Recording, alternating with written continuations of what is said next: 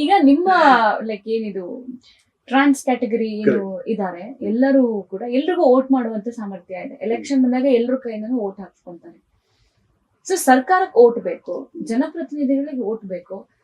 ಈಗ ತುಂಬಾ ಜನ ಹೇಳಿದ್ದಾರೆ ಕೂಡ ಇದನ್ನ, ಅಂದ್ರೆ ಹೋಗಿ ನಾವು ಕೇಳಿದೀವಿ, ನಮ್ಮನ್ನು ಗುರುತಿಸಿ, ಎಲ್ಲರನ್ನ ಹೆಂಗೆ ಹೆಣ್ಣು ಗಂಡು ಅಂತ ಗುರುತಿಸಿದ್ರು, ನಮ್ಮನ್ನು ಗುರುತಿಸಿ, ನಮಗೂ ಒಂದಷ್ಟು ನಮ್ಗೆ ಕೆಲಸ ಮಾಡೋದಕ್ಕೆ ಮುಜುಗರ ಆಗ್ತಾ ಇದೆ. ಹೋದ್ರೆ ಯಾರು ಕೆಲಸ ಕೊಡ್ತಿಲ್ಲ, ನಿಮ್ಗೆ ಯಾರು ಕೆಲಸ ಕೊಡ್ಬೇಕು, ನಿಮ್ಗೆ ಯಾಕೆ ಕೆಲಸ ಕೊಡ್ಬೇಕು, ಹೆಣ್ಣ ಗಂಡ ಏನಂತ ಬರೀಬೇಕು. ಸೊ ಈ ತರದ ಮಾತುಗಳನ್ನ ಕೇಳ್ತಾರೆ. ಯಾಕೆ ವೋಟ್ ಕೇಳಕ್ ಬಂದಾಗ ಈ ಎಲ್ಲ ಪ್ರಶ್ನೆಗಳನ್ನ ಇಟ್ಟು ನಮ್ಮನ್ನು ಗುರುತಿಸ್ತೀರಂದ್ರೆ ವೋಟ್ ಹಾಕ್ತಿವಿ, ಇಲ್ಲ ಅಂದ್ರೆ ನಮ್ಮ ವೋಟ್ಗಳು ನಿಮಗೆ ಯಾಕೆ ಅನ್ನೋ ತರದ ವಿಚಾರ ಯಾರು ರೇಸ್ ಮಾಡಿ. ಎರಡು ವಿಚಾರ ಹೇಳ್ತೀನಿ ನಿಮ್ಗೆ. ಒಂದು 2014 ಅಲ್ಲಿ ಅದಕ್ಕಿಂತ ಮುಂಚೆ ನಮ್ ಜನಕ್ಕೆ ಬುದ್ಧಿ ಇರ್ಲಿಲ್ಲ, ಅಂದ್ರೆ ಗೊತ್ತಿರ್ಲಿಲ್ಲ. ಸುಪ್ರೀಂ ಕೋರ್ಟಿಗೆ ಹೋಗ್ತಿದ್ರು ಮಲ್ಟಿಪಲ್ ಟೈಮ್ಸ್. ಇವರು ಇಂಡಿಯಾದಲ್ಲಿ ಯಾರಿದ್ರು 2014ಕ್ಕಿಂತ ಮುಂಚೆ ಐಡೆಂಟಿಟಿನೇ ಇರ್ಲಿಲ್ಲ. ಅಂತ ಮನುಷ್ಯರು ಬದುಕಿದ್ದಾರೆ ಅಂತ ಈ ದೇಶದಲ್ಲಿ ಕನ್ಫರ್ಮೇಶನ್ ಇಲ್ಲ. ಅವರಿಗೆ ಇಮ್ಯಾಜಿನ್ ಮಾಡ್ಕೊಳ್ಳಿ, ನಿಮಗೆ ಪಾಸ್ಪೋರ್ಟ್ ಸಿಕ್ಕಲ್ಲ, ನಿಮಗೆ ಅಡ್ಮಿಷನ್ ಸಿಕ್ಕಲ್ಲ, ಇನ್ಶೂರೆನ್ಸ್ ಪಾಲಿಸಿ ಸಿಕ್ಕಲ್ಲ, ಬ್ಯಾಂಕ್ ಅಕೌಂಟ್ ಇಲ್ಲ, ಏನೂ ಟ್ರಾನ್ಸಾಕ್ಷನ್ಸ್ ಇಲ್ಲ. ಆದ್ರೆ ಡಿಜಿಟಲ್ ಇಂಡಿಯಾ, ಇಮ್ಯಾಜಿನ್ ಮಾಡ್ಕೊಳ್ಳಿ ಕಂಡೀಷನ್. ಸೊ ಇಲ್ಲಿ ನೀವು ಇಂಥ ಒಂದು ಪರಿಸ್ಥಿತಿನಲ್ಲಿ ಇವ್ರು ಮನುಷ್ಯರೇ ಅಲ್ಲ ಅಂತಂದ್ಮೇಲೆ ಹೆಂಗ್ ಬದುಕಕ್ ಸಾಧ್ಯ? ಕ್ಯಾಶ್ ಎಕಾನಮಿ ಬದುಕಬೇಕು. They are all dark, they are in the underground, they are like cockroaches. That is how society perceive dum. So supreme court ಏನ್ ಮಾಡಿದ್ರು, ಅದನ್ನ ಇವರೆಲ್ಲ ಮನುಷ್ಯರು ಅಂತ ಡಿಕ್ಲೇರ್ ಮಾಡಿದ್ರು. ಸಿಂಪಲ್ ಟರ್ಮ್ಸ್ ಅಲ್ಲಿ ಹೇಳ್ಬೇಕು, ಜನಕ್ಕೆ ಅರ್ಥ ಆಗಲ್ಲ, ಅದಕ್ಕೋಸ್ಕರ ಸಿಂಪಲ್ ಟರ್ಮ್ಸ್ ಅಲ್ಲಿ ಹೇಳ್ತಿದ್ವಿ. ನಾಲ್ಸಾ ಜಡ್ಜ್ಮೆಂಟ್ ಅಂತ ಹೇಳ್ತಾರೆ, NALSA, NALSA, NALSA, NALSA judgment 2014 ಅಂತ ಹೇಳಿ ಅವ್ರ ಮನುಷ್ಯರು ಅಂತ ಡಿಕ್ಲೇರ್ ಮಾಡಿದ್ರು. ಆ ಮನುಷ್ಯರನ್ನು ಡಿಕ್ಲೇರ್ ಮಾಡಿದ್ಮೇಲೆ ಒಂದು ಸಂಭ್ರಮ ಆಯ್ತು, ಸಂಭ್ರಮಾಚರಣೆ. ಅವ್ರಿಗೆ ಒಂದು ಐಡೆಂಟಿಟಿ ಕಾರ್ಡ್ ಸಿಕ್ತು, ಅವ್ರಿಗೆ ಆಧಾರ್ ಕಾರ್ಡ್ ಸಿಕ್ತು, ಈ ತರ. ಅದಾಗಿದ್ಮೇಲೆ ಫರ್ದರ್ ಅವ್ರು ಏನೇ ಮಾಡ್ಕೊಂಡ್ರು ಏನು ಆಗ್ತಿರ್ಲಿಲ್ಲ ಮುಂಚೆ. ಬಟ್ 2014 ಇಂದ they become human beings in India. ಆದ್ರೆ ಹೊರಗಡೆ ದೇಶದಲ್ಲೆಲ್ಲ ಮಾಡ್ಬಿಟ್ಟಿದ್ರು, ಆದ್ರೆ ನಮ್ಮ ಇಂಡಿಯಾದಲ್ಲಿ ಮಾತ್ರ ಮಾಡಿರ್ಲಿಲ್ಲ. ಯಾಕಂದ್ರೆ ನಮ್ಮ ರಾಜಕಾರಣಿಗಳಿಗೆ ಏನೂ ಗೊತ್ತಿಲ್ಲ. 2019 ಅಲ್ಲಿ ಏನಾಯ್ತು, 2019 ಟ್ರಾನ್ಸ್ಜೆಂಡರ್ ಪ್ರೊಟೆಕ್ಷನ್ ರೈಟ್ ಅಂತ ಬಂತು, ಆಕ್ಟ್ ಅಂತ. ಸೊ ಅಲ್ಲಿ ಅದು ಬಂದಾಗ ಇನ್ನೊಂದಷ್ಟು ಡೆವಲಪ್ಮೆಂಟ್ಸ್ ಆಯ್ತು, ತುಂಬಾ ಒಳ್ಳೆ ಡಿಸಿಷನ್ಸ್ ತಗೊಂಡು. Any one can come with this kind of openness and gender identities, ಇದೆಲ್ಲ ಸುಪ್ರೀಂ ಕೋರ್ಟ್ ತುಂಬಾ ಒಳ್ಳೆ ಡಿಸಿಷನ್ಸ್ ಕೊಟ್ಟು ಅದೇ ಟಾಪಿಕ್ಸ್ ನಮ್ಮ ಪಾರ್ಲಿಮೆಂಟ್ ಅಲ್ಲಿ ಕೂಡ ಪಾಸ್ ಮಾಡಿದ್ರು. ಈಗ ಮತ್ತೆ 2026 ಅಲ್ಲಿ ಈಗ ಮೊನ್ನೆ ಅಮೆಂಡ್ ಮಾಡಿದ್ದಾರೆ. ಅವರು ಇನ್ನೂ ಆಕ್ಟ್ ಆಗಿಲ್ಲ ಅದು, ಬಟ್ ಈಗ ದೊಡ್ಡ ಗಲಾಟೆ ಶುರುವಾಗಿದೆ. ಯಾಕೆಂತಂದ್ರೆ ನೀವು ಐಡೆಂಟಿಫಿಕೇಶನ್ ನೀವು ಮಾಡ್ಕೊಳಂಗಿಲ್ಲ, ನೀವು ಆಸ್ಪತ್ರೆಗೆ ಬರ್ಬೇಕು. ನಮ್ಮ ಓನ್ ಡಾಕ್ಟರ್ಸ್ ಜಿಲ್ಲಾಡಳಿತಕಾರಿ ಅವ್ರೇನೋ ಇರ್ತಾರಲ್ಲ, ಅವ್ರ ಹತ್ರ ಬಂದು ನೀವು ಬಟ್ಟೆ ಹಂಚ್ಬೇಕು. ಈ ತರ ಎಲ್ಲ ಒಂದು ಕೆಲಸಗಳು.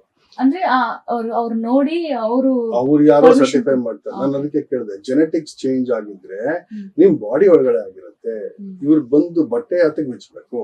ಫಸ್ಟ್ ಕ್ವಶನ್ ಅದೇ ಇರೋದು. ಇದು ಏನಕ್ಕೆ ಕಾರಣಕ್ಕೆ ಆಗ್ತಾ ಇದೆ ಅನ್ನೋದು ನಮ್ಮ ಪಾರ್ಲಿಮೆಂಟ್ ಅಲ್ಲಿ ಓದೋದಕ್ಕೆ ರೆಡಿ ಇಲ್ಲ. ಇದು 2026 ಒಂದ್ ಲೆವೆಲ್ ಅಲ್ಲಿ ಡಿಸಿಷನ್ ನೀವು ತಗೊಂಡ್ಬಿಟ್ಟು ಮತ್ತೆ ಬಂದು 2026 ಇಲ್ಲ ನೀವು ಇದೆಲ್ಲ ಅದು. ಆಮೇಲೆ ಇಲ್ಲಿ ನಾವು ಹೇಳಿದ್ನಲ್ಲ 17-18 ಐಡೆಂಟಿಟೀಸ್, ರಿಲಿಜಿಯಸ್ ಐಡೆಂಟಿಟೀಸ್, ಇವ್ರು ಯಾರು ರೆಕಗ್ನೈಸ್ ಮಾಡಿಲ್ಲ. ಇವ್ರಿಗೆ ಗೊತ್ತೇ ಇಲ್ಲ ಇಂಥದ್ದೆಲ್ಲ ಇದೆ ಅಂತ ಅಂದ್ಬಿಟ್ಟು ಅಂತ ಬಹಳಷ್ಟು ಪ್ರಾಬ್ಲಮ್ಸ್ ನ ಇವರು ಒಳಗಡೆ ಹೋಗಿದ್ದಾರೆ. So problem is this, that ಇವ್ರನ್ನ ಹೇಗೆ ನಾವು ಒಂದು ಪೇಜ್ ಅಲ್ಲಿ ತರಬೇಕು, ತುಂಬಾ ತುಂಬಾ ಇಂಪಾರ್ಟೆಂಟ್. ಮತ್ತೆ ಇದು ಸುಪ್ರೀಂ ಕೋರ್ಟ್ ಹೋಗುತ್ತೆ, ಮತ್ತೆ ಈಗ ಸುಪ್ರೀಂ ಕೋರ್ಟ್ ಅಲ್ಲಿ ಬೆಂಚ್ ರೆಡಿ ಮಾಡ್ತಾ ಇದ್ದಾರೆ, ಮತ್ತೆ ಜಗಳ, ಮತ್ತೆ ಇನ್ನೊಂದಷ್ಟು ಗಲಾಟೆಗಳು.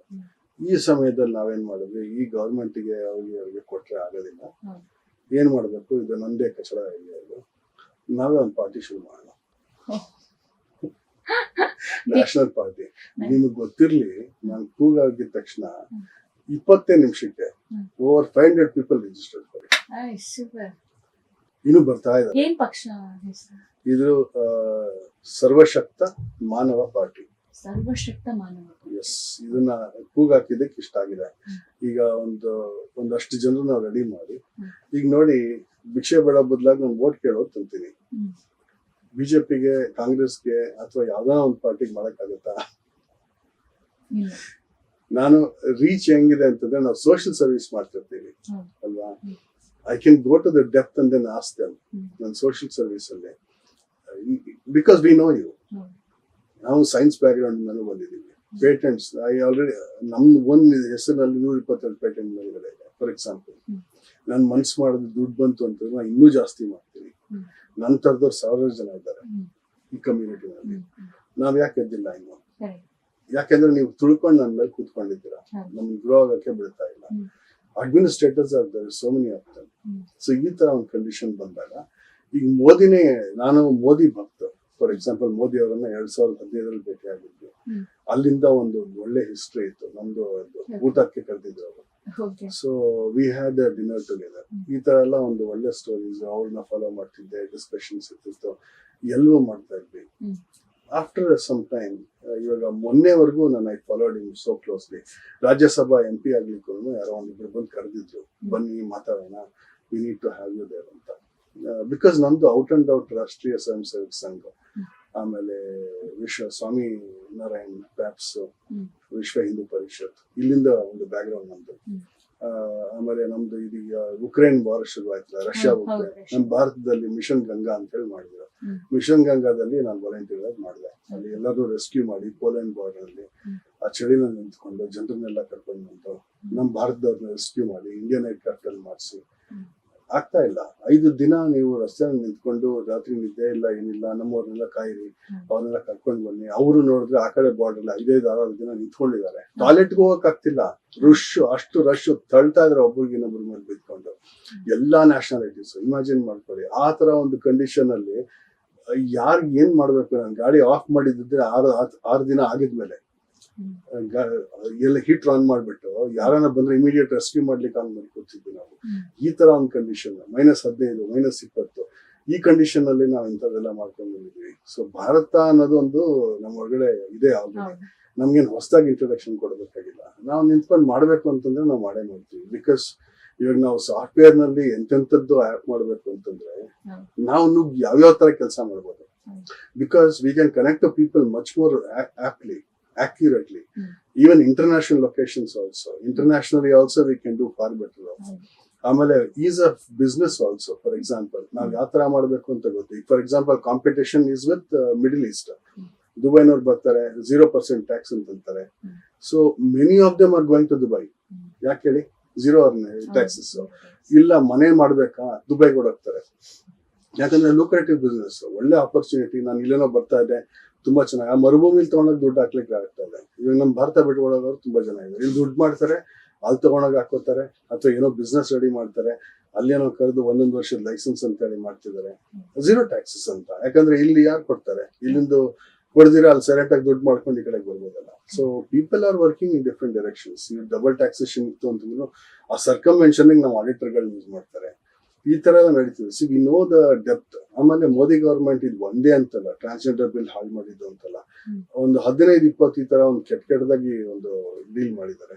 ಅಂದ್ರೆ ಅವ್ರಿಂದ ತಪ್ಪಾಗುತ್ತೆ. ಡಿಮಾನಿಟೈಸೇಷನ್ ಫಸ್ಟ್ ತಗೋಬೇಕು ಅಂತಂದ್ರೆ. ಆಮೇಲೆ ನಮ್ಮ ಯೂತ್ ಎಂಪ್ಲಾಯ್ಮೆಂಟ್ ತಗೊಳ್ಳಿ. ಈ ತರ ಸಾವಿರಾರು ಇದೆ. Will not get into politics because I don't like that. But neither I want to be in the politics. But topic is, ಈ ತರ ಒಂದು ದೇಶ ಹಾಳಾಗ್ತಿರುವಾಗ ಎಲ್ಲಿಂದ ಪ್ರೋಗ್ರೆಸ್ ಬರುತ್ತೆ? ನಿಮಗೆ ಪ್ರೋಗ್ರೆಸ್ ಬೇಕು ಅಂತಂದ್ರೆ ನೀವು ನಿಮ್ ಕೆಲಸ ಕರೆಕ್ಟ್ ಆಗಿ ಮಾಡ್ತಾ ಬರ್ಬೇಕಾಗುತ್ತೆ.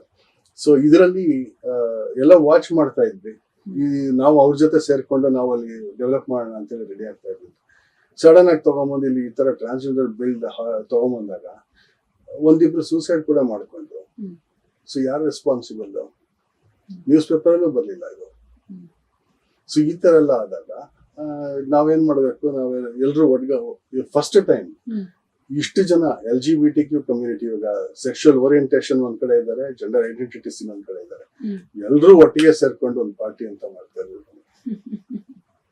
ಸೊ ಎಲ್ರಿಗೂ ಒಗ್ಗಟ್ಟು ಬಂದಿದೆ, ಎಲ್ರಿಗೂ ಸೀರಿಯಸ್ನೆಸ್ ಬಂದಿದೆ. ಅದನ್ನ ನಾನು ನಿಜವಾಗ್ಲೂ ಥ್ಯಾಂಕ್ಸ್ ಅಂತ ಹೇಳಬೇಕು ಬಿಜೆಪಿಗೆ. ಪಕ್ಷದ ಅಧ್ಯಕ್ಷರು ಅನಿತಾ ನಾನಂತೂ ಆಗಲ್ಲ. ಅದು ಒಟ್ಟಾರೆ ನನ್ನ ಐಡಿಯಾ ಅಂತೂ ನಾನು ಕೊಟ್ಟಿದ್ದೀನಿ, ಪುಷ್ ಮಾಡಿದ್ದೀನಿ, ಜನ ಮಾಡಿ ಅಂತ ಹೇಳಿದ್ದೀನಿ. ಅದಕ್ಕೇನ್ ಬೇಕು ಹಿಂದ್ಗಡೆ ನಾನು ಸಪೋರ್ಟ್ ಅಂತೂ ಕೊಡ್ತಿರ್ತೀನಿ. I will be the strategist. ನಾನು ಮಾಡೋದಂತೂ ಮಾಡ್ತಾ ಇದ್ದೀನಿ. ಯಾಕಂದ್ರೆ ಈಗ ಫೋಕಸ್ ಮಾಡ್ಬೇಕಾಗಿರೋದು ನಾವು ಟೆಕ್ನಾಲಜಿ ಅಂಡ್ ಡೆವಲಪ್ಮೆಂಟ್ ಬಗ್ಗೆ. ನನಗೆ ಇವಾಗ ಥ್ರೆಟ್ ಇರುವಂತದ್ದು ಹೊರಗಿಂದ, ಅಮೆರಿಕಾಯಿಂದ ಥ್ರೆಟ್ ಇದೆ ಅಂತ ಇಟ್ಕೊಳ್ಳಿ. ಫಾರ್ ಎಕ್ಸಾಂಪಲ್, ಎಷ್ಟೋ ಸಾಫ್ಟ್ವೇರ್ ಚೈನಾ ಇಂದ